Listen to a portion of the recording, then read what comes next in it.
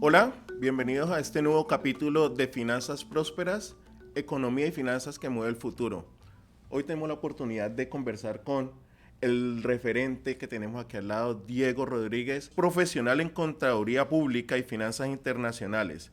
También tiene un magíster en Finanzas Cuantitativa. Ha liderado procesos de fusiones y adquisiciones en Colombia y en Europa. Hoy dirige el programa de finanzas en la Universidad de ICESI y también es fundador de una fintech que amplía el acceso de capital a las pymes.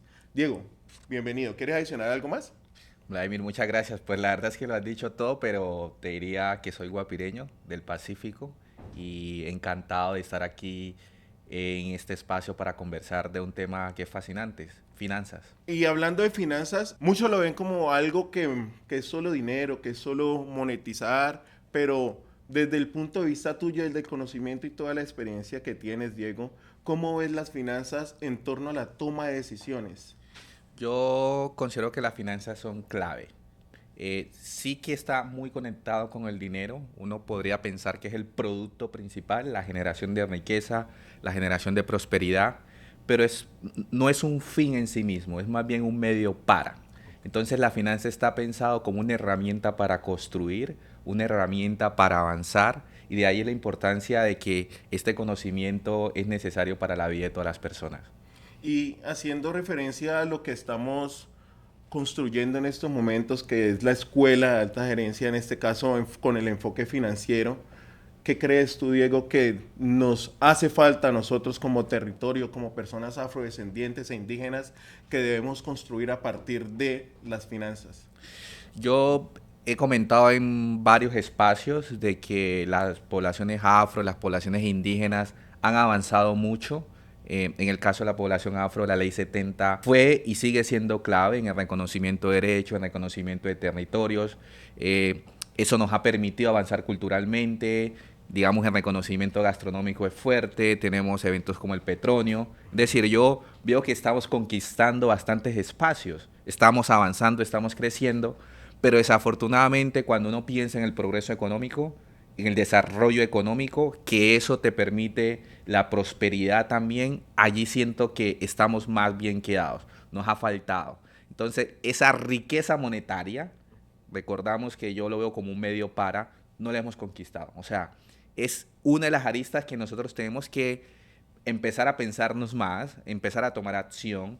Yo creo que muchas veces nosotros, no sé si es cultural o nuestra historia, vemos el dinero como algo malo, es decir, no nos pensamos como podemos ser empresarios, también podemos estar en las mesas donde se toman las decisiones, y es muy, muy importante que nosotros veamos que las finanzas son claves para apalancar todo esto que estamos haciendo. Es decir, si nosotros queremos seguir siendo sostenibles, si nosotros queremos profundizar el impacto que ya tenemos, desafortunadamente o afortunadamente, pues necesitamos tener dinero para nosotros poder financiar nuestras propias iniciativas. De acuerdo, y el momento es hoy, porque en muchas de las historias nuestras como tal, estamos empezando a ser la primera generación de empresarios, la primera generación de profesionales, la primera generación de personas que tienen algún nivel de toma de decisiones en ciertas empresas y en ciertas organizaciones. Ahí la pregunta que viene, Diego, y quería comentar un poco y conversarlo contigo, es desde tu percepción y punto de vista que has estado en diferentes espacios, en la banca, por decirlo así, en empresas del exterior y ahora desde la parte académica, ¿dónde está el enfoque y dónde tenemos que nosotros centrarnos como personas afroindígenas para poder lograr el camino de prosperar en nuestros negocios, en nuestras empresas y también en las investigaciones como tal? Yo te diría, yo digamos lo partiría como en dos aspectos claves. Lo primero es como conocer, entender todo un tema de mentalidad financiera, sí, todo un tema de actitud, actitud de inversión, actitud de cómo buscar el capital, y eso pasa por muchos aspectos, el conocimiento, participar, ¿no? Indagar, ser curioso. Y eso es muy importante, porque eso es lo que te permite luego mover. Lo otro, hay que ser capaz de romper paradigmas. Hay que ser capaz de buscar opciones, de buscar flujo de capital, de crear estructuras propias. Yo siempre digo que, o sea, desde el punto de vista de la inversión, existe un sesgo natural que es el sesgo de familiaridad. Tú inviertes en los lugares que conoces porque te da más tranquilidad. De ahí la importancia que nosotros, ¿no? Ujú. Combinemos la academia para aprender, pero vamos a la industria para aplicar. Porque Exacto. no nos sirve de nada, pues sí, entendemos, conocemos y la acción qué. Lo otro es, si uno se va a la acción sin entender, se puede equivocar y eso es muy costoso. Entonces, ese binomio, como tú hablas, de la industria, el sector privado y la academia para formar soluciones potentes, es donde nosotros deberíamos seguir profundizando, porque conozco de personas que ya lo están haciendo y lo que queremos es que sea mucho más en este camino. Y la idea es seguir manteniendo referentes y lograr con esta escuela como tal la que se viene, promover más referentes para que tengan ese tipo de espacios. Y perteneciendo y conversando un poco más sobre la escuela, Diego, ¿cuáles son los aspectos que consideras tú que se van a tocar en esa escuela y que van a ser claves para que todas las personas conozcan? Yo, la verdad que cuando salió el diseño de la escuela, lo vi muy completo. O sea, si uno empieza a revisar como los cursos de formación en finanzas, tienden a ser muy específicos, es decir, o tú tienes finanzas cuantitativas, que fue lo que estudié yo, o tienes una finanzas en tecnología, ¿no? O sea, como que los caminos tienden a ser muy específicos. Lo que me gusta de esta escuela es la variedad de temas que se toca. Okay. Hablamos de que la finanza es un medio, entonces esto combina finanzas con tecnología, efectivamente, pero también toca finanzas sostenibles, finanzas de liderazgo, finanzas del sector público, sector privado, ¿sí? Entonces como que te da un abanico de, vea, la finanzas es esto y la puedes aplicar en diferentes verticales y eso me parece muy potente porque no tenemos que estar todos haciendo finanzas desde el mismo lugar, ¿sí? Ujú. Vas a ver que algunos vamos a estar en educación, como estoy yo, otros van a estar en fondos de inversión, otros van a estar combinando en tecnología fintech. Entonces me parece muy completo. Y lo otro que yo rescato de esta escuela, y muy alineado también con la visión contemporánea, es tener educación aplicada, es decir, con un propósito de construir. Y en esta escuela al final las personas que participan están construyendo algo y esto va a acelerar esas soluciones y al final ellos tienen que prototipar en esas soluciones o tienen que avanzar en sus proyectos. Entonces eso es bacanísimo porque no nos vamos a quedar solo en la teoría, como tú lo decías al inicio, vamos a pasar a la acción. Y de hecho, entonces eso fortalece el ecosistema que nosotros mencionamos porque reciben información, reciben entendimientos y pueden lograr aplicarlos a sus negocios, a sus empresas y a su misma región. Eso fortalecería mucho también los aportes que nosotros desde la parte académica como tal, recibiendo esta información, podemos dar a nuestras regiones.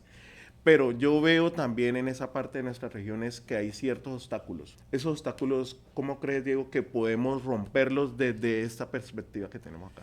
Sí, no, no son fáciles. Yo hablaría como, digamos, está quizá también el obstáculo, la parte mental, que es el que estamos atacando Que es uno ya. de los más marcados, ¿no? Sí, Sí. los más fuertes, ¿no? Es decir, si tú no tienes decisión o querer hacerlo, pues va a ser más difícil. Ujú. Eso es una realidad y pues por eso nace esta escuela, por eso nace Pacific Money, para empezar a atacar eso y que más personas empecemos a entrar a este tema. Pero no hay que desconocer que hay obstáculos, digamos, en el mundo físico que te limitan. O sea, tú no puedes o no te es fácil construir una empresa cuando no tienes los servicios públicos garantizados. Claro. O sea, imagínate tú vas a tener una compañía ya y no tienes energía o no hay servicios básicos, pues ya se vuelve muy difícil que esa compañía avance. También sabemos que el tema del orden público limita, es decir, en la medida en que esto se empieza a crecer, el orden público te puede limitar y el capital es libre, digo yo. Entonces el Ujú. capital donde huele peligro o ve dificultades, se va. Se va. Entonces si no están las condiciones garantizadas, se va. Pero también recuerdo mucho que una forma de uno avanzar en romper esas dificultades es justo el desarrollo del sector privado. Quizás Sí. de las cosas bonitas, ¿no? En la medida en que el sector privado crezca, en que haya prosperidad, pues muchas más personas van a tener recursos y la comunidad como un todo va a empezar a crecer y nosotros mismos pues podemos empezar a solucionar esas dificultades que tenemos. Perfecto, entonces sería como empezar a generar agentes dinamizadores. Lo mencionaste ahorita, me quedó marcada la palabra acelerar, acelerar esos procesos y pues llevar esos procesos a nuestros territorios sería clave para poder tener un progreso en esa parte. Entonces, viéndolo de esa manera, pues ese es como el foco y la directriz que tenemos con esta escuela. Ahora, con las personas que van a participar de esta escuela, ¿qué expectativa tienes con ellos? No por meterles presión, pero altas. O sea, no, no les quiero meter presión, pero son altas porque es una apuesta total que está haciendo manos visibles. eh, y así como los chicos de pregrado, pues tenemos mucha esperanza puesta en ellos, pues nosotros creemos que estas personas que ya de alguna forma están construyendo cosas, aceleren esa solución. Entonces las expectativas son altas, pero la entrega va a ser igual. Es decir, este programa está construido con mucho rigor, con mucho amor. Estamos trayendo a los mejores, que sea internacional, que haya mucha discusión. Entonces, digamos, la oferta va a estar puesta y lo que esperamos es la respuesta de ellos a esta exigencia, a este momento histórico que podemos estar viviendo en el Pacífico. De acuerdo, perfecto. Diego, pues en esta conversación, pues yo creo que hemos aclarado gran cantidad de dudas que puede tener las personas que quieren participar de la escuela, las personas que están en expectativa en los territorios viendo qué va a pasar con estas dinámicas que se están moviendo desde acá de la parte académica y la información que se le va a dar a los participantes de la escuela. ¿Tienes alguna información adicional para dar, tu concepto, tu criterio, algún punto adicional? Decirles que las finanzas son útiles para todo. ¿Sí? De hecho, cuando hablo con los estudiantes de pregrado, que es mi rol ahora mismo, eh, yo les digo que ellos necesitan, todo mundo necesita saber de finanzas para alcanzar el éxito profesional, sin importar que seas profesional en finanzas. Entonces, es un conocimiento útil para la vida. Y lo vemos, ¿no? Es decir, yo digo, no saber de finanzas o hacer mal la gestión del dinero es quebrarte. Es De decir, entrada, ¿sí? es tu decisión. Entonces, vamos a adquirir conocimiento útil, ¿sí? Es decir, las personas que se inscriban, que participen, van a adquirir conocimiento útil para la vida, para lo que ellos están haciendo y para acelerar, potenciar. Entonces, mi invitación es aprovechemos la oportunidad, que se inscriban, que participen, que la den toda en esa convocatoria y cuando ingresen, pues se aumenta ese esfuerzo por aprender, por aplicar y demás, porque va a estar espectacular. Son una serie de herramientas que son muy provechosas para las personas que van a estar. Van a haber una gran cantidad de profesionales que están brindando información muy valiosa. Y así como Diego está aquí al lado de nosotros compartiendo todas las expectativas y toda esta información, la invitación es a que ustedes también, que están al otro lado de la cámara, logren inscribirse y logren participar de esta gran propuesta que hay para todos ustedes. Bueno, hablamos un poco del perfil profesional de Diego Rodríguez, pero pues uno en medio de todo pues quisiera saber más de la persona como tal que está detrás de ese nombre. ¿Podrías contarnos algo más? Yo diría que soy una persona con ganas eh, y diría que he sido bastante consciente de mi realidad, de las oportunidades. Por eso, de hecho, me he pensado la vida como en las únicas oportunidades. Y creo enormemente en la educación. O sea, la educación como motor, como vehículo para transformar vidas, siempre lo he creído. Claramente está relacionado con mi familia, me lo han inculcado desde siempre. Y entonces en ese proceso siempre he buscado oportunidades para formarme y eso me trajo a la Universidad de ICESI, que para mí fue ese trampolín, por así decirlo, pasar de Guapi Cauca a entrar a una universidad como esta, de alta calidad, la universidad número uno más joven de la región, y eso me permitió llegar luego a las Big Four, las cuatro firmas grandes de auditoría, inicialmente en Deloitte, aquí en Cali, yo me dedicaba a auditoría y luego eso me permitió avanzar hacia finanzas en Bogotá, en Comprende Compañía y finalmente terminé en España, ¿sí? Oh. Comprando y vendiendo compañías. Y en todo momento me la he pensado, como te digo, de únicas oportunidades, siempre dar lo mejor, siempre dar lo mejor. Eh, Puede que el resultado no se alcance, o sea, o que la excelencia no se alcance, o que no logre llegar hasta donde tú quieres, pero si doy lo mejor me voy tranquilo, es decir, estoy satisfecho eh, no soy conformista, pero si tengo que estar disciplinado, estudiar, preguntar, encontrar las cosas que no estoy haciendo bien, para seguir avanzando. Eso es como la persona a nivel profesional. Y ya un poco más personal, soy alguien que valora mucho la tranquilidad, la paz, es como mis límites, ¿no? Entonces no hago nada que me ponga como en riesgo de perder eso, de estar intranquilo, porque para mí eso es un valor fundamental para la vida. Es decir, eso me lleva a ser feliz, estar tranquilo, estar en paz conmigo mismo, con mi entorno y bueno, eso es el Diego más personal. Ay, súper. Mencionaste varias palabras que son tranquilidad, pero también mencionaste disciplina y la parte del estudio como una base y un motor. Para lograr eso, yo sé que hay mucho esfuerzo detrás. Yo sé que hay mucho esfuerzo detrás y muchas personas que podemos estar en ese proceso también de avanzar profesionalmente, avanzar académicamente o avanzar empresarialmente, también deben de estar buscando esa disciplina, buscando todo lo que lo haga llegar a esa tranquilidad.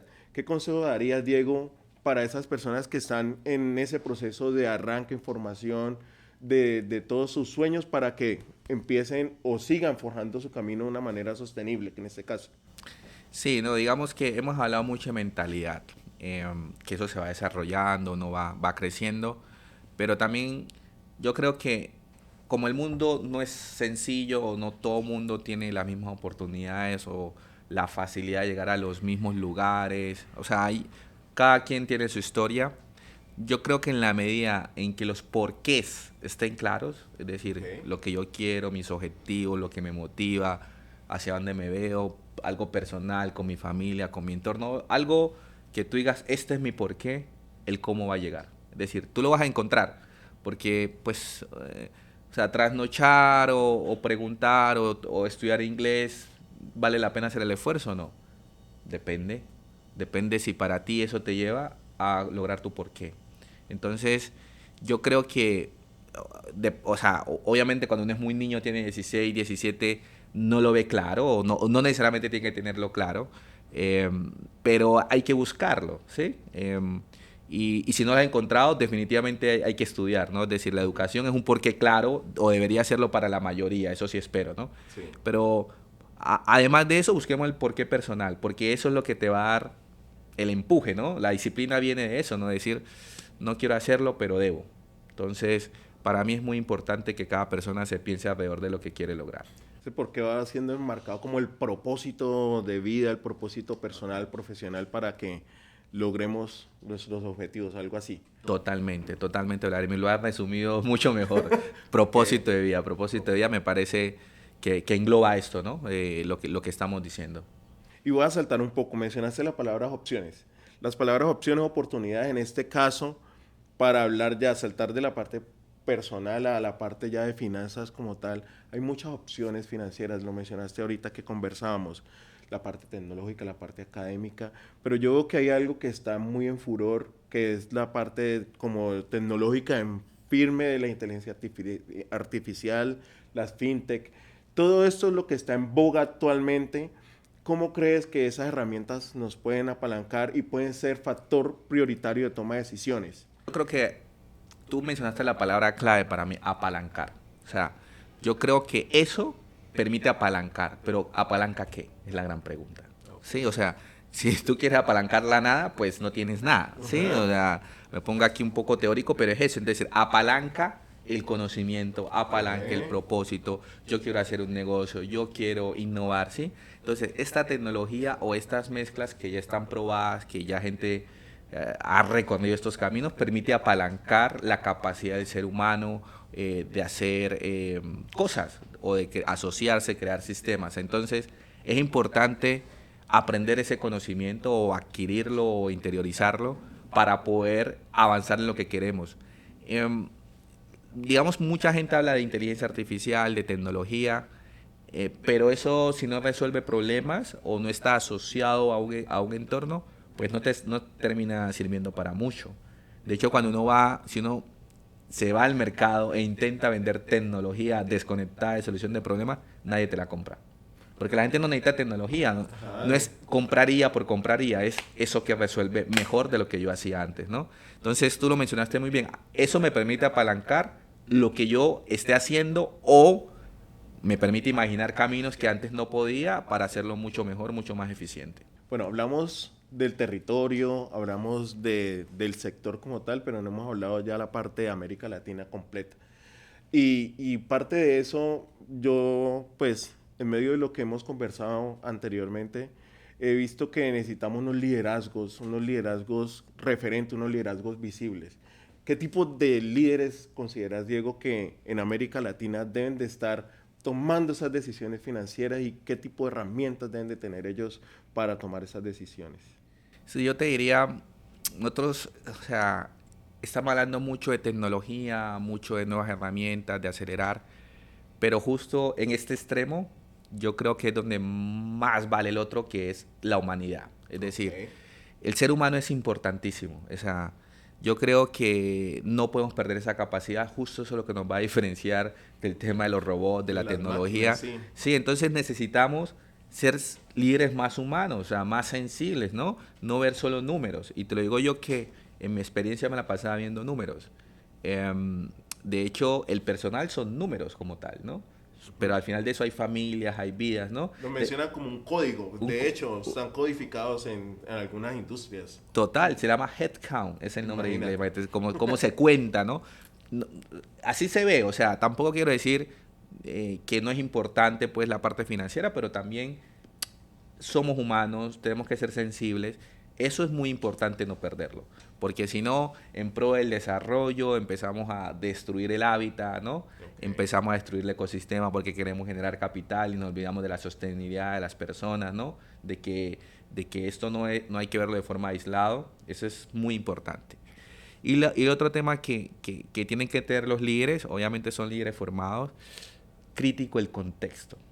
Eh, no, o sea, una misma solución puede no servir, que es exitosa en un lugar, puede no servir en otro lugar, porque te cambia el contexto, que va desde las personas, ¿sí? La educación, eh, el lugar, cómo se desarrolla, la madurez. Es decir, contexto te mueve todo, ¿sí? Entonces, tenemos que seguir entendiendo, aprendiendo, diseñando con propósito, ¿no? No pensando desde la oferta es como el que da la solución, sino pensando desde la demanda, quien recibe la solución, ¿no? ¿Será que le sirve o no? ¿Será que tiene sentido o no? Entonces, digamos, darle la vuelta, ¿no? A esa forma de liderazgo es crítico, porque pues muchas veces, pues, hay líderes que, digamos, quieren hacerlo bien, ¿no? Yo, cuando hablamos de líderes, yo lo pienso en positivo, quieren hacerlo bien, pero se imaginan su mundo y diseñan desde adentro, ¿no? Desde lo En que su ellos... propia burbuja, en su Total. misma mismidad, como dicen ahora. Entonces vos haces algo muy bueno,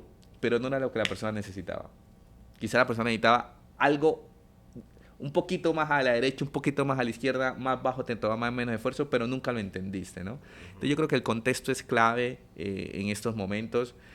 Y lo digo como humano, pero hasta la tecnología lo requiere. Si tú a la tecnología no le das contexto, por ejemplo, te saca cualquier cosa, ¿no? Entonces, volver a ser humano, ¿no? O sea, tener esa sensibilidad fina y entender, leer, profundizar todo lo que pueda en el contexto donde queremos aplicar las soluciones. Y siguiendo hablando del contexto, en este caso, el contexto actual en la foto que tenemos, la radiografía que hay de la América Latina, ¿cuál es el foco para poder potencializar toda esa herramienta? Yo me voy nuevamente a las personas, por un lado, es decir, en la medida en que nosotros tengamos personas más capacitadas, que sepan utilizar la tecnología, ¿no?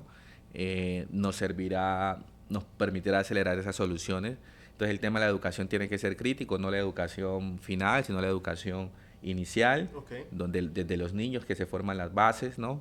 Si hay que repensarse la educación en este nuevo contexto de tecnología, pues también hacerlo. Entonces, eso tiene que ser crítico en en esta nueva realidad y en la medida de lo posible, pues también empezar a invertir nosotros mismos en desarrollar nuestra propia tecnología. Quizás allí nos cuesta más como región, pues tienes a Europa, tienes a Estados Unidos, tienes a Asia, que son mucho más fuertes y pueden apostar más a estas innovaciones, pero nosotros también, y yo sé que ya se hace, solo que si tú miras la escala es bastante baja, pero bueno, también tenemos que nosotros pensarnos no solo como consumidores de tecnología, sino como generadores, productores, desarrolladores, que pues talento tenemos bastante.